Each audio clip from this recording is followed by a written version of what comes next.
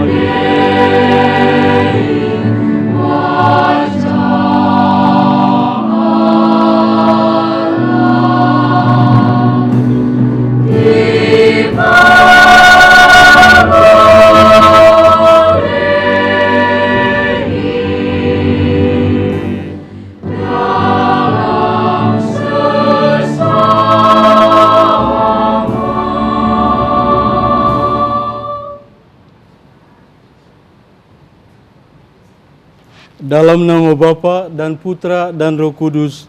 Amin. Allah Bapa yang Maha Kuasa, kami bersyukur kepadamu atas rahmat dan kasih-Mu yang Kau anugerahkan kepada kami pada hari ini.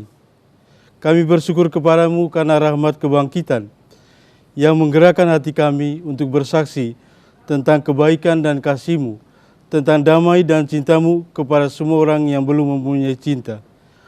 Oleh karena itu kami mohon kepadamu ya Tuhan, kiranya rahmat kebangkitan terus menyertai kami dalam kehidupan kami, kini dan sepanjang masa. Amin. Pembacaan diambil dari Injil Matius, bab 11 ayat 1 sampai 5. Setelah Yesus selesai berpesan kepada ke-12 muridnya, pergilah ia dari sana untuk mengajar dan memberitakan Injil di dalam kota-kota mereka.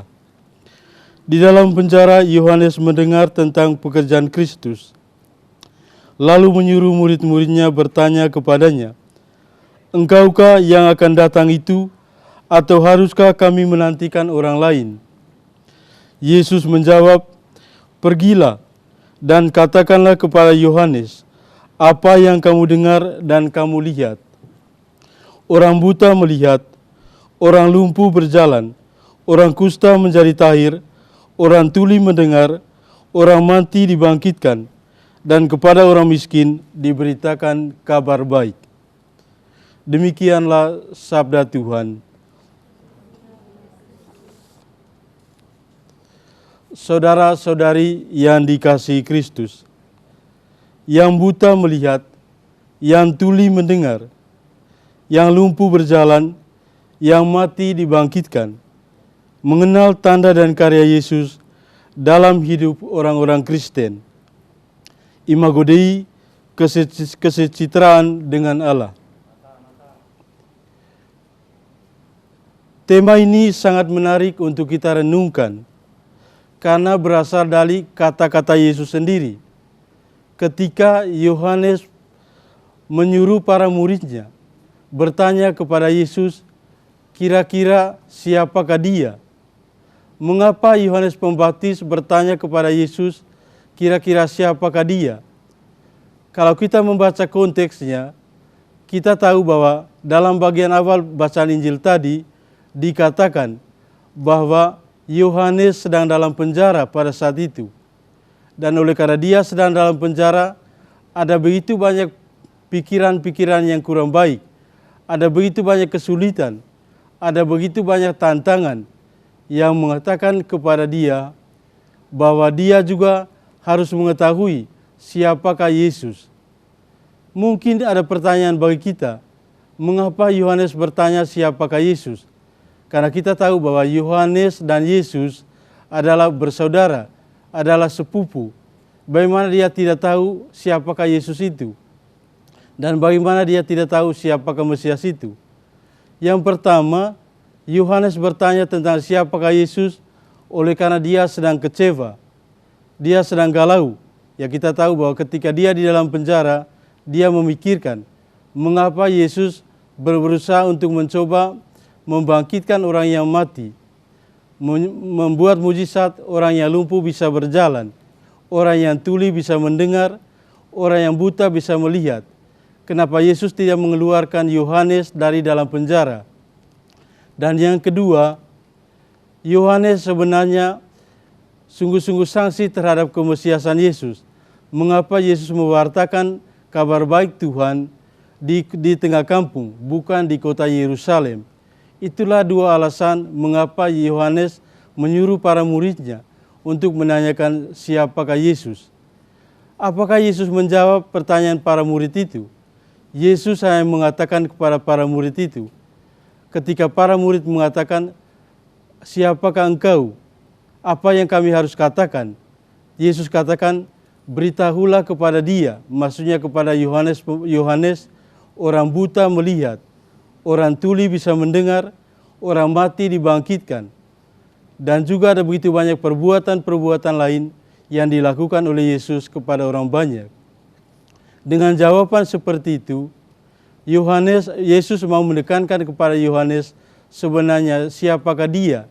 Dan dia juga harus tahu bahwa dia adalah seorang Mesias yang mewartakan kebaikan, kedamaian, kasih melalui tanda-tanda yang dilakukan oleh Yesus kepada orang banyak.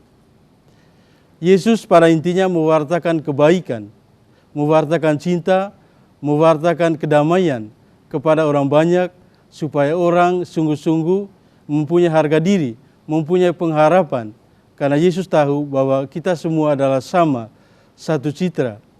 Hari ini dalam permenungan kita juga, kita diajak untuk merenungkan karya para suster KSSY, Kongregasi Suster Santo Yusuf, yang mempunyai karisma Imago Dei atau secitra dengan Allah, yang mau mengatakan kepada kita bahwa bagaimana para suster KSSY mewartakan karya Tuhan. Mereka adalah perpanjangan tangan Tuhan, perpanjangan tangan Kristus untuk mewartakan kebaikan, untuk mewartakan cinta, untuk mewartakan pengharapan yang baru kepada orang yang tidak berpengharapan, kepada orang yang seringkali dilupakan dalam kehidupan mereka. Kalau kita lihat, begitu besar karya para suster ini kepada orang-orang yang demikian.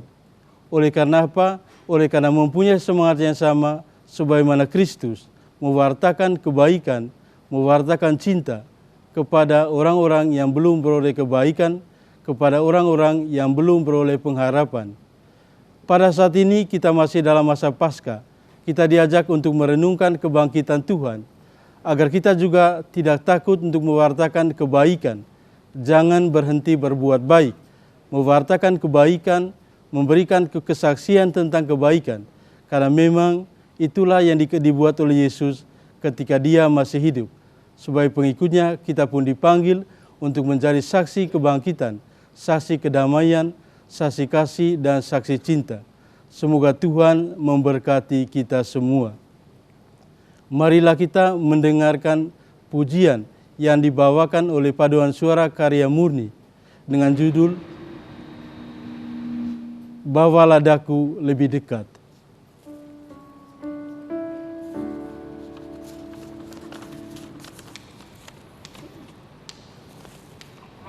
Tuhan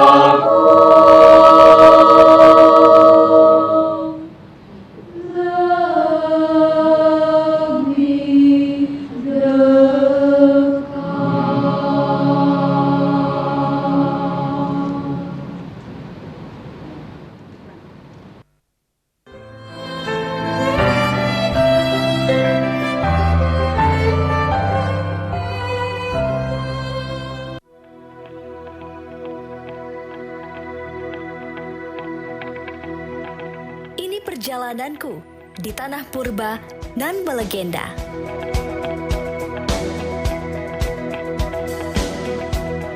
Menjelajah jejak kejayaan masa lampau.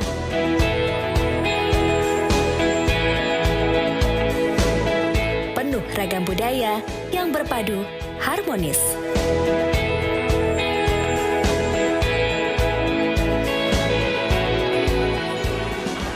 Takjub akan pesona alam yang selalu terekam angan.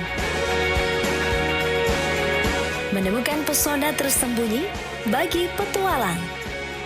Sumatera Utara, indah bineka, berpadu elok panorama.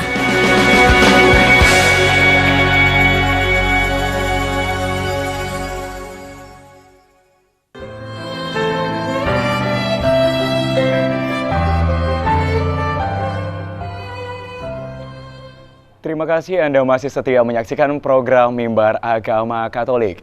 Para pemirsa kami yang setia, baru saja kita sudah mendengarkan 2 buah lagu yang dibawakan oleh paduan suara karya murni. Dan kita juga sudah mendengarkan khotbah yang menarik yang sudah disampaikan oleh Pastor Romualdus. Nah, sekarang kita akan berbincang-bincang lebih baik lagi. Kalau tadi paduan suara karya murni sudah membawa kita lebih dekat kepada mereka, dan sekarang kita akan membawa para pemirsa lebih dekat dengan kedua narasumber kita. Pastor Romualdus Nairun CMF, Vike Pro Religius Keuskupan Agung Medan. Ya, selamat siang Pastor. Selamat siang. Ini walaupun saya seorang Katolik yang sejati ya Pastor ya, baru kali ini saya mendengarkan Ordo CMF. Boleh dong Pastor ya menceritakan lebih detail tentang CMF ini apa? Memang Ordo CMF itu ya baru di Indonesia ya, walaupun kami sudah ratusan tahun, tapi CMF itu dari kata Cordis Maria Filius. Cordis artinya putra, Maria Bunda Maria, Filius artinya putra-putra. Cordis artinya hati ya. Cordis Maria Filius artinya putra-putra hati tak bernoda Bunda Maria. Tapi kami selalu dikenal dengan misionaris Claretian. Baik, misionaris Claretian. Iya, iya. Kalau sebaliknya saya ingin bertanya lebih mendalam dan sangat dekat ya dengan Suster Andriani ya. Suster KSSY. Betul. Kalau yang tadi CMF menjelaskan detailnya adalah anak-anak Bunda Maria. Santo Yosef. Nah, ini sebaliknya nih ya. Kalau yang betul. biarawan menjadi anak Bunda Maria. Kalau biarawati anak Santo Yosef. Mungkin Suster boleh menceritakan lebih baik lagi ya, supaya para pemirsa kita yang setia bisa lebih paham tentang KSSY, kemudian perhatian pelayanannya lebih ke arah mana, Suster? Silakan. Ya, terima kasih Jo. Suster KSSY itu kepanjangannya Kongregasi Suster Santo Yosef, yang pelindungnya adalah Santo Yosef. Karya kami bergerak di bidang pendidikan umum dan juga pendidikan khusus. Ada juga pelayanan terhadap rehabilitasi narkoba, pastoral, dan bagian kesehatan.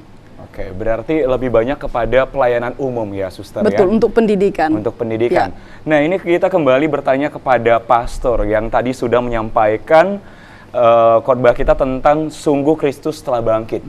Menarik sekali Pastor, walaupun ayatnya cukup singkat, tetapi ada suatu statement, pernyataan daripada murid Yesus. Apakah engkau yang akan datang kembali? Sebenarnya mengapa sampai murid tersebut bertanya seperti itu kepada Yesus, Pastor? Sebenarnya itu karena didorong oleh Yohanes sendiri.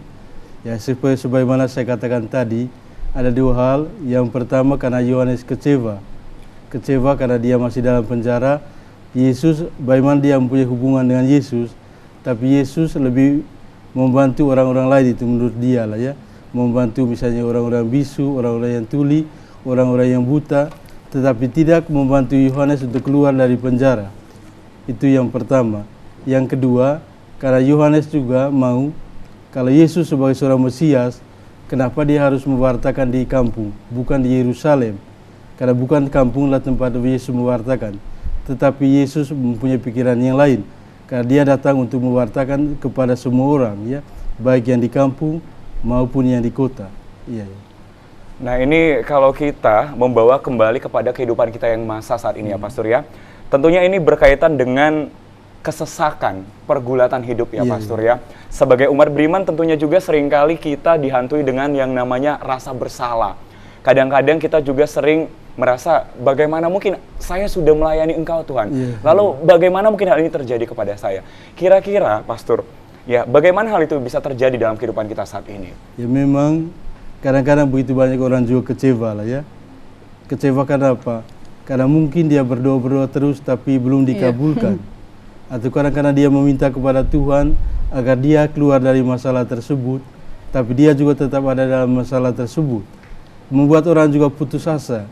Ya walaupun dia beriman kepada Tuhan, beriman sungguh-sungguh, tetapi yang namanya manusia lemah, kadang-kadang iman juga dikalahkan oleh pikirannya. Membuat dia juga berpikir, Tuhan tidak membantu saya, seperti begitu.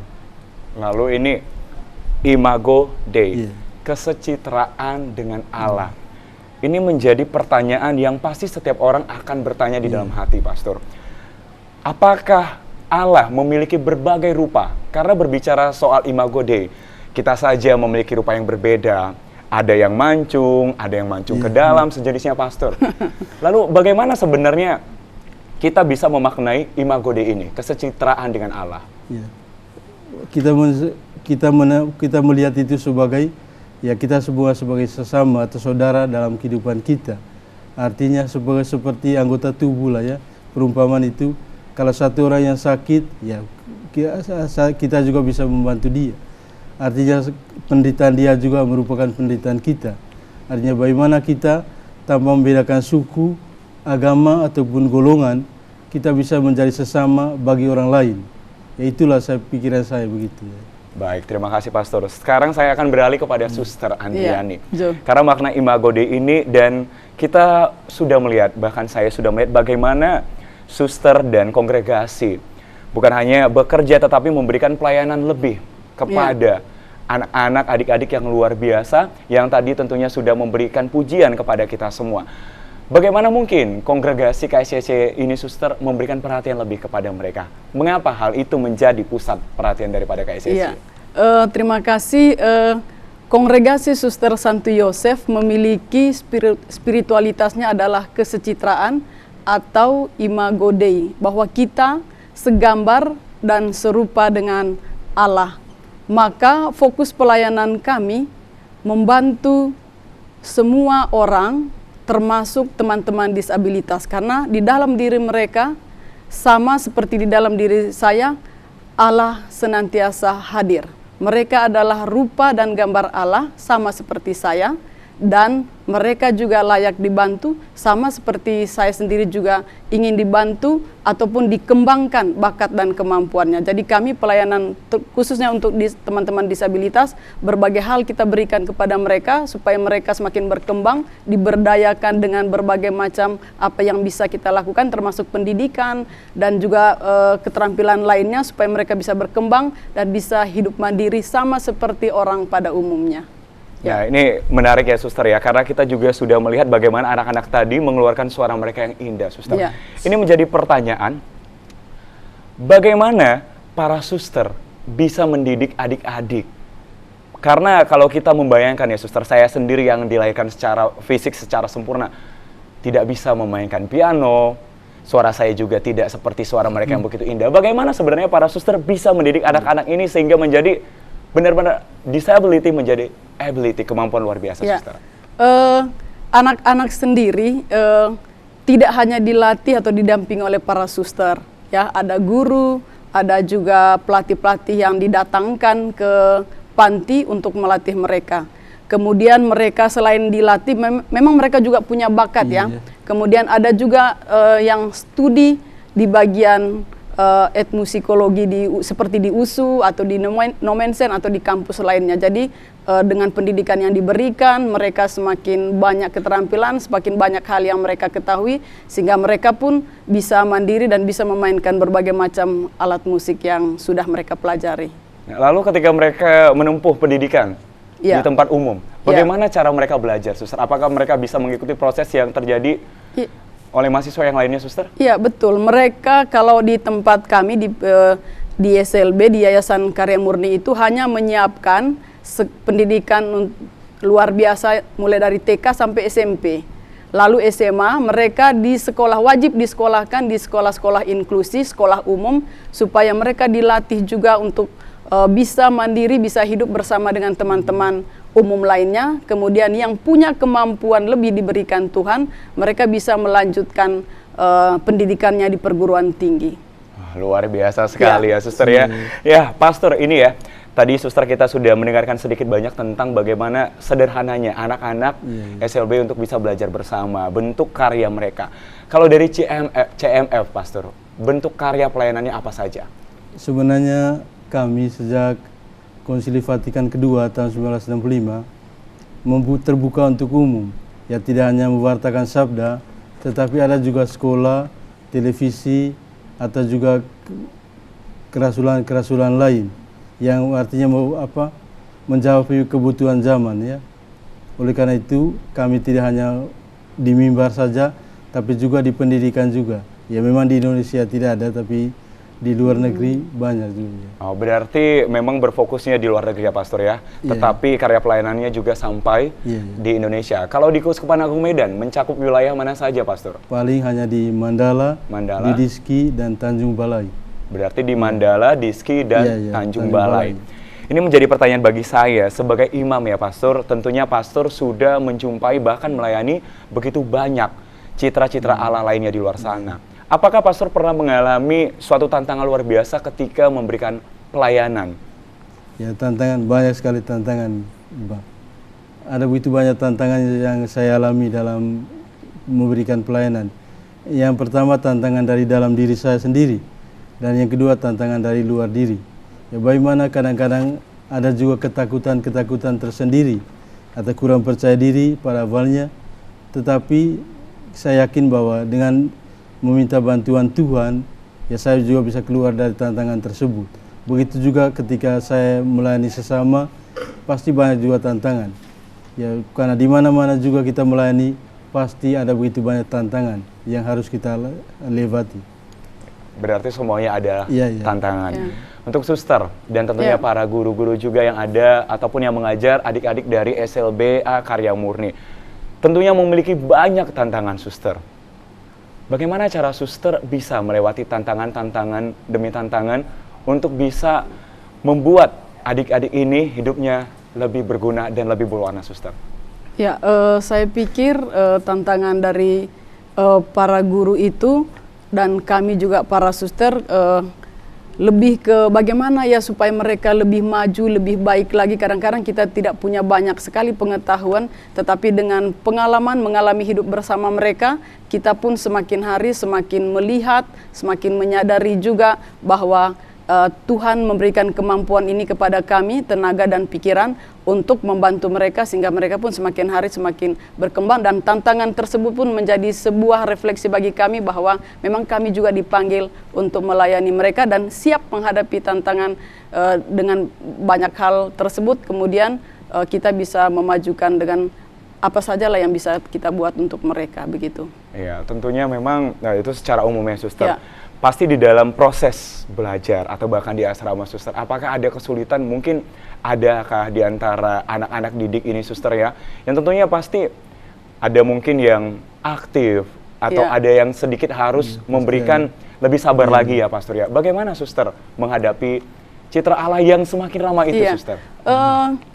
Kebetulan anak-anak ini saya pikir perkembangan sama ya seperti dengan anak lainnya. Secara kami kan bergerak untuk mengajari anak-anak tunanetra dan tunarungu. Tapi di tunanetra ini tidak seperti kayak mungkin anak dulu pernah berkelahi tangan dan segala macam. Kalau mereka tidak, lebih ke misalnya kadang-kadang ya saat-saat tertentu mereka bisa ada malas, ada apa, tetapi kita tetap menuntun mereka supaya mereka lebih baik, begitu. Iya, baik.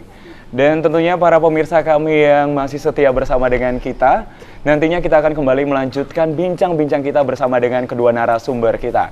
Namun sebelumnya kami akan kembali mempersembahkan sebuah lagu yang indah yang akan dibawakan oleh Paduan Suara Karya Murni dengan judul Exsultate Justi. Selamat menyaksikan.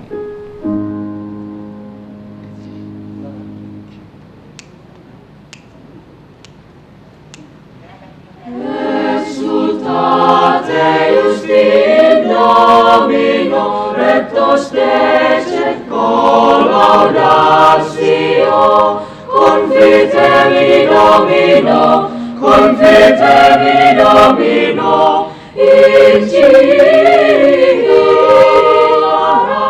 confitevi Domino, in Ciara, exalterium, exalterium, exalterium, exalterium, ecum cultato,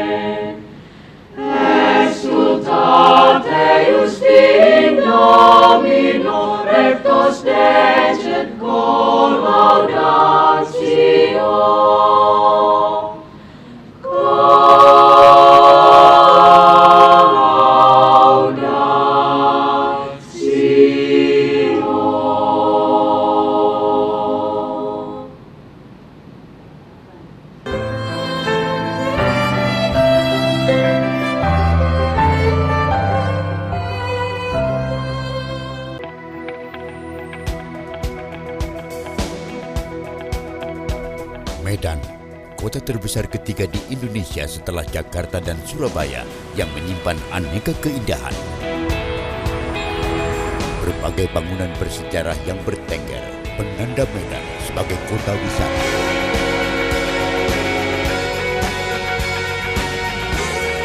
Kekayaan kulinernya dipastikan akan memanjakan lidah kita. Toleransi masyarakatnya memberi kesan Medan, kota berbudaya nan harmoni.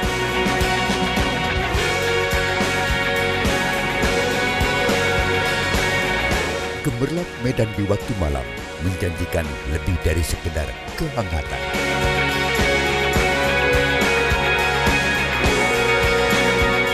Ini Medan, tanah Delhi, berjuta pesona.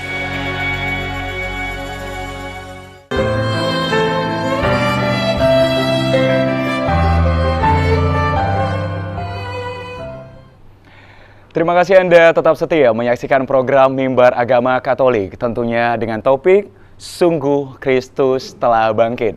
Bersama dengan dua narasumber kita yang tentunya di titik ini akan semakin lebih bersemangat lagi. Kita akan tentunya lebih dekat lagi bersama dengan pastor dan suster.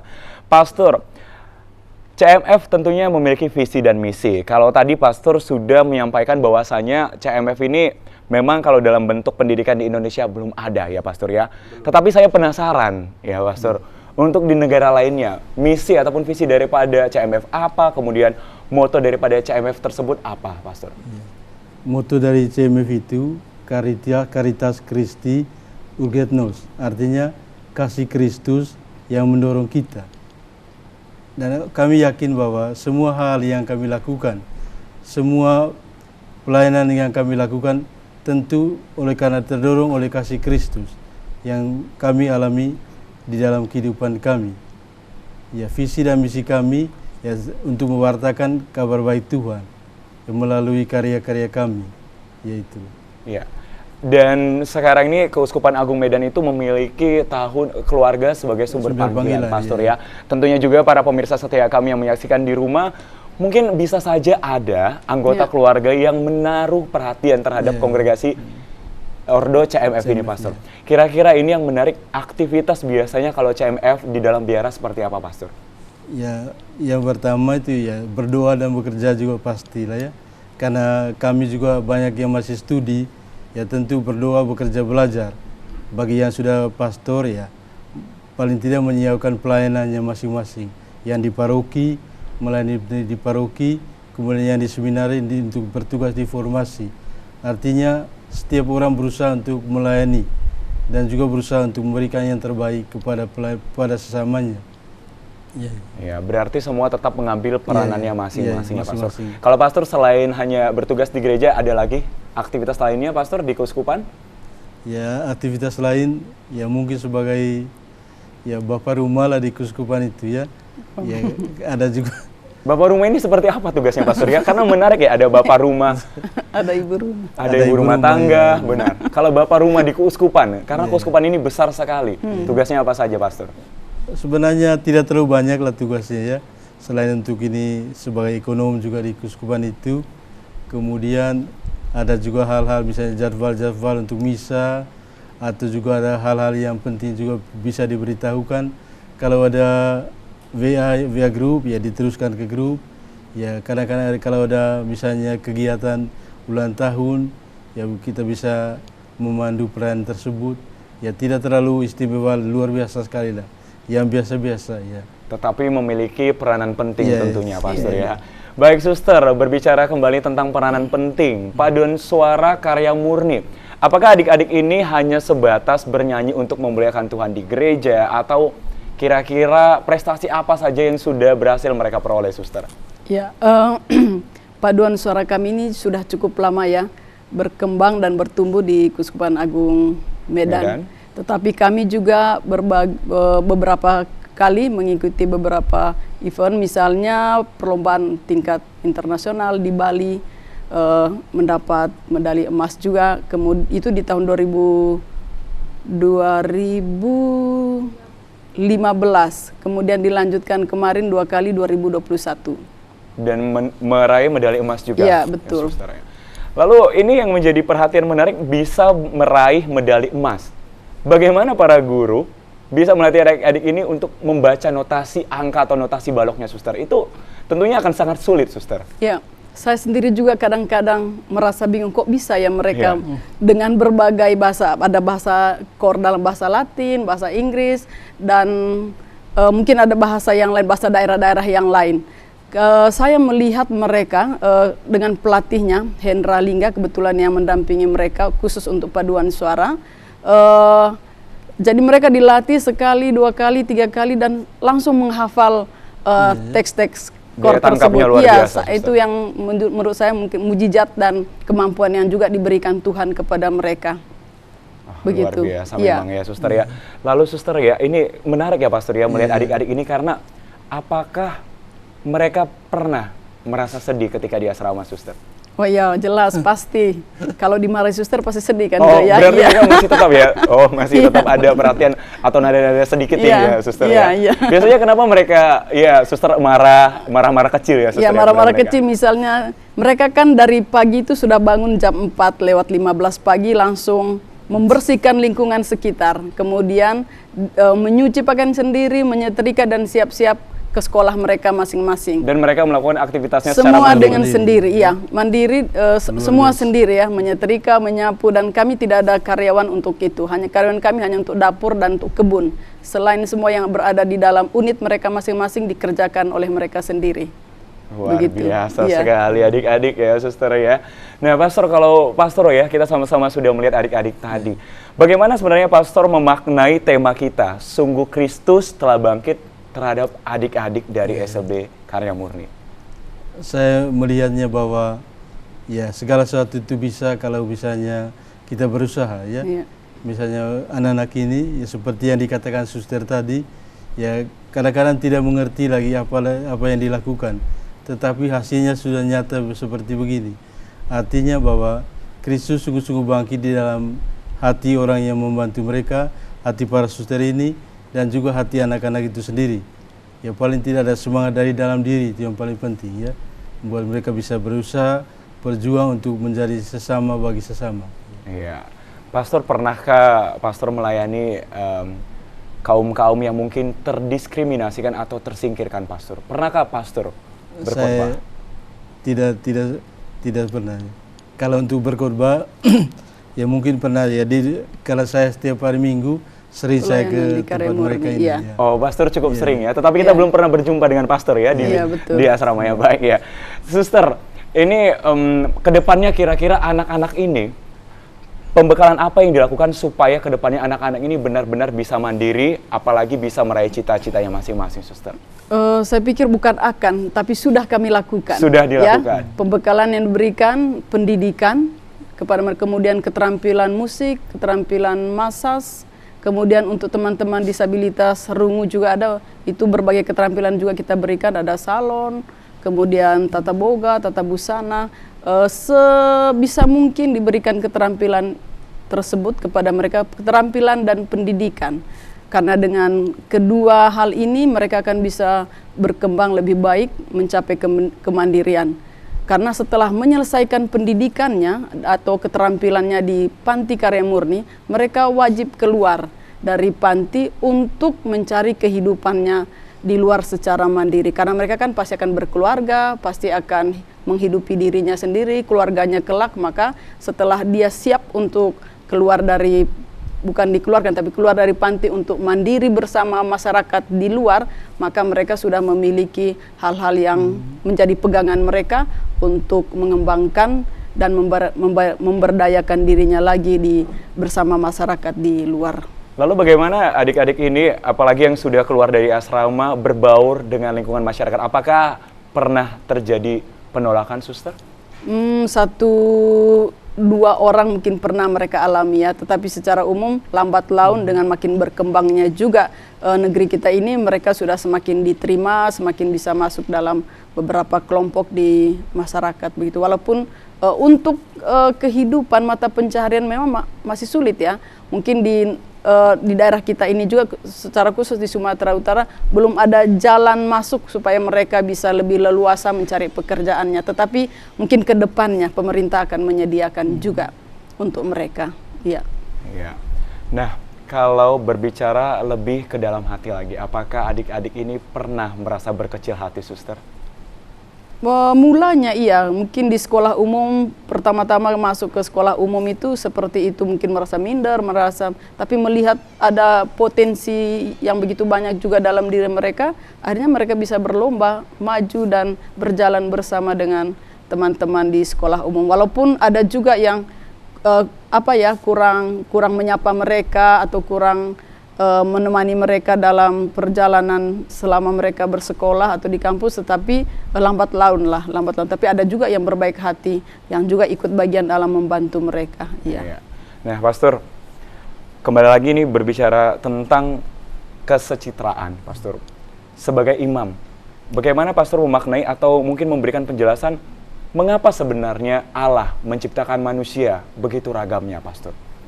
Ya, karena kalau satu jenis juga ya mungkin tidak terlalu menarik untuk dilihat ya. Kalau ada aneka ragam ya pasti ya sungguh menarik untuk dilihat, dan juga kalau ada karisma yang bermacam-macam juga pasti sangat memperkaya banyak orang, memperkaya satu sama lain. Itu yang paling penting. Ya, benar juga sebenarnya. Betul. Ya, Pastor ya, Suster ya. Ketika melihat adik-adik bernyanyi, kita semakin menyadari Tuhan luar biasa. Betul. Hal itu juga memotivasi untuk kita, mereka bisa. Kenapa kita tidak bisa? Ya, Pastor ya. Benar. Lalu Suster ini, nah adik-adik kita ini berasal dari mana saja, Suster? Apakah ada mereka dari bermacam-macam, memang benar-benar anak-anak yang orang tuanya telah tiada, atau memang bersekolah dimasukkan ke dalam asrama, Suster? Ya, bervariasi. Ada juga yang orang tuanya sudah tidak ada juga yang masih ada yang ada tapi tidak pernah datang. Jadi seperti ada dan tiada dia, begitu. Tetapi tentunya KSSY senantiasa menjadi rumah dan orang tua mereka, bagi anak-anak ya tentunya.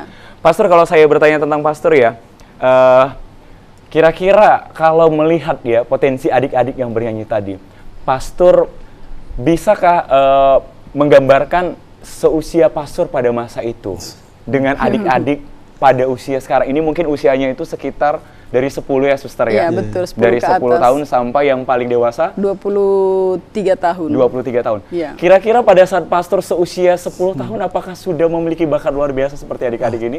Luar biasa, tidak ada. Belum ada. Lalu pastor mulai merasakan panggilan menjadi imam itu pada usia berapa? Waktu SD. Waktu SD, tetapi sudah mulai merasakan panggilan. Iya, tetapi untuk suara yang seindah mereka belum. Tidak ada, ya. Belum ya. Maka untuk itu ya tentunya para pemirsa kami yang setia, adik-adik dari SLBA Karya Murni ini bukan hanya berbakat, tetapi mereka juga berjuang untuk bisa hidup mandiri di masa yang akan datang. Ya. Suster, tadi berbicara juga kita tentang orang tua. Ada yang memang orang tuanya mungkin karena latar belakang ekonominya sehingga Ya. mereka menitipkan anak-anaknya. Bagaimana sebenarnya kiat-kiat yang para suster lakukan? Tentunya pasti ada tantangan, bukan hanya berbicara soal dari karakternya, Ya. tetapi mungkin ada tantangan-tantangan lainnya, suster. Misalnya dalam hal ekonomi, pasti tentunya Ya. mempengaruhi suster ya. Ya, Apalagi betul. lebih dari 2 tahun kita berada pada situasi pandemi. Bagaimana pada masa sulit itu, suster? Ya, terima kasih. Untuk kami sendiri mungkin yang paling sulit ya di biaya pendidikannya, penggajian terhadap guru-guru, karena tidak semua juga anak yang bersekolah di tempat kami adalah membayar uang sekolahnya juga. Tapi selain itu juga memang ada bantuan dari pemerintah juga. Tetapi kami percaya bahwa walaupun kami kadang-kadang susah dan sulit, tetapi selalu ada saja umat Tuhan dari berbagai kalangan, dari berbagai golongan agama yang juga ikut berperan serta membantu pendidikan dan juga kehidupan kami sehari-hari di Yayasan Karya Murni. Oke, kalau berbicara ini sedikit walaupun tidak hadir dari adik-adik tunarungu dan tunawicara. Apakah bentuk perhatiannya sama, suster, antara tunanetra dengan Iya, mereka? betul, sama karena di bawah naungan yayasan yang sama. Mereka juga mengenyam pendidikan dari TK sampai SMP, kemudian yang mampu dilanjutkan ke sekolah umum. Oke, baik. Pastor, sebelum kita menutup perjumpaan kita pada siang hari ini, tentunya Pastor boleh memberikan pernyataan ya Pastor, ataupun penutup, dan begitu juga suster, agar kita para pemirsa yang setia menyaksikan acara kita ini dengan tema Sungguh Kristus Telah Bangkit semakin bisa memaknai perjumpaan kita pada siang hari ini, Pastor. Jadi yang penting bagi saya untuk memahami hidup itu adalah kesempatan untuk melayani, kesempatan untuk memberikan diri kita, untuk menghargai sesama kita sebagai sesama, sebagai orang-orang yang patut dihargai, dan juga untuk memberikan martabat yang baik bagi orang-orang yang kurang dipandang dalam hidupnya. Oleh karena itu, kesempatan ini saya mengajak bagi kita yang tergerak hatinya untuk membantu para suster ini yang berkarya di pendidikan luar biasa, agar bisa membantu para suster ini atau juga anak-anak ini dengan apa yang kita miliki. Ya, bagaimana dengan suster? Ya, karena kita segambar dan serupa dengan Allah, mari kita saling memperhatikan, saling menjaga dan saling mendukung satu sama lain, karena kehendak Allah demikian adanya. Terima kasih. Baik, terima kasih untuk Pastor dan terima kasih juga kasih, untuk Jo. suster. Para pemirsa kami yang terkasih, tentunya Sungguh Kristus Telah Bangkit dan kita telah menyaksikannya secara langsung. Bagaimana Yesus memberkati anak-anak luar biasa ini, bagaimana anak-anak ini bangkit mengalami penebusan, dan tentunya di dalam masa yang akan datang berkat Tuhan yang luar biasa akan membawa mereka meraih mimpinya masing-masing. Dan sebagai penutup tentunya kami mengucapkan terima kasih atas kesetiaan kita bersama, dan sebelum perjumpaan kita ini ditutup oleh Pastor, kita kembali akan mempersembahkan sebuah persembahan lagu yang akan dibawakan oleh Paduan Suara Karya Murni dengan judul I Will Sing With The Spirit. Selamat menyaksikan.